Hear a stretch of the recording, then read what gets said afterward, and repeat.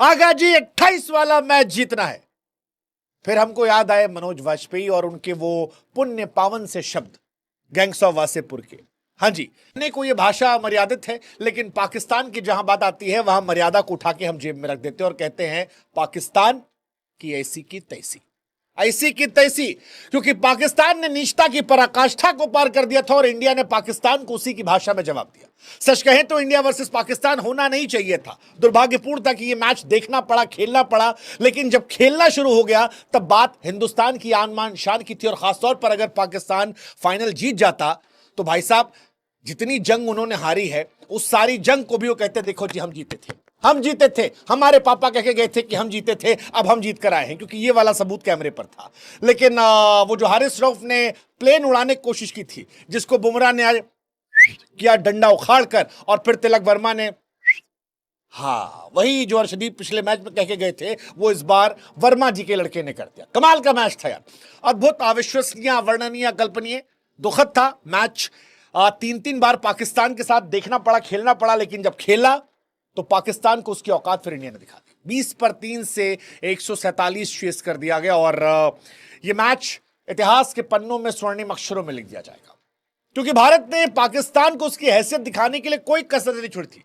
भारत ने टॉस में हाथ नहीं मिलाया, गले नहीं लगाया, दरवाजा बंद किया, ऑपरेशन सिंदूर को अपनी जीत डेडिकेट किया। हम जैसे लोगों ने पाकिस्तान की ऐसी तैसी करने में कोई कोर कसर नहीं छोड़ी थी।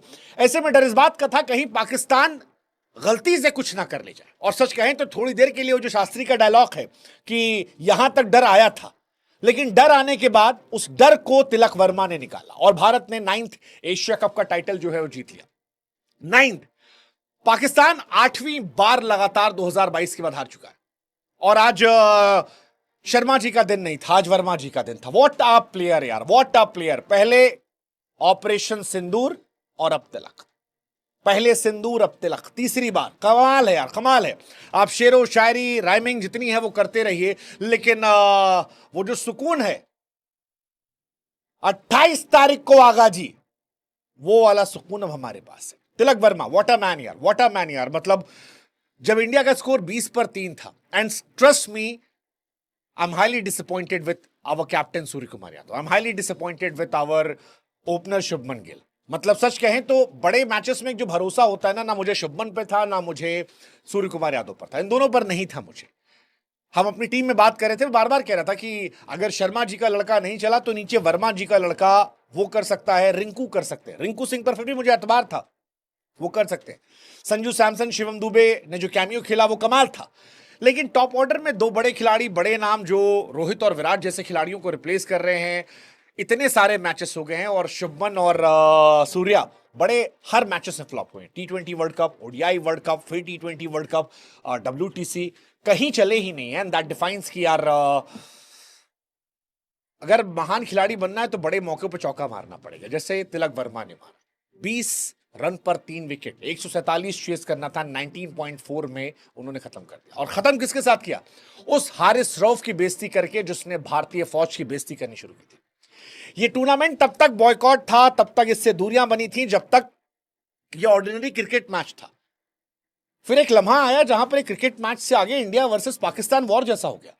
पाकिस्तान ने हमारे फौजियों का मजाक उड़ाना शुरू किया, उन्होंने हमारे प्लेन को गिराने की मजाक उड़ाना शुरू किया। और जिस हारिस रऊफ ने ये बदजुबानी या कहें कि बदमिजाजी कोशिश की थी, उस हारिस रऊफ को इंडिया ने औकात दिखा दी। वो जसप्रीत बुमराह ने जो बोल्ड मारा, बुमराह आमतौर पर काम कूल कंपोज्ड है, और जो किया वो था कि बाबू औकात में रहो, औकात में रहो, जितना मन करे उछलो, लेकिन बाप के सामने मत कूदो कादो। और बाप के सामने कूदोगे तो तुमको बाप एहसास करा देगा कि बेटा बाप बाप होता है, बाप को नहीं सिखाते। और वही हुआ।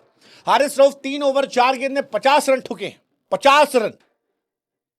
मतलब अब क्या करे, वो कितना एटीट्यूड दिखाओगे? एटीट्यूड तो दिखा दिया, ये वो ऐसा वैसा। पिछले मैच में कुत्ता बना बना के मारा गया। मतलब हारिस रऊफ को लेकर एक अलग पूरी किताब लिखी जा सकती है कि आखिरी के ओवरों में कैसे मैच हरवाते हैं। जैसे विराट कोहली ने मारा था, याद करो, 2 छक्का, ऐसे ही उन्होंने यहां पर भी पिटवाया। 10 रन चाहिए था हारिस रऊफ, तो हमको पता था हो जाएगा मामला। हालांकि मैच पिछले ओवर में जाते, वो फहीम अशरफवा ने बहुत होशियारी करने की कोशिश की थी।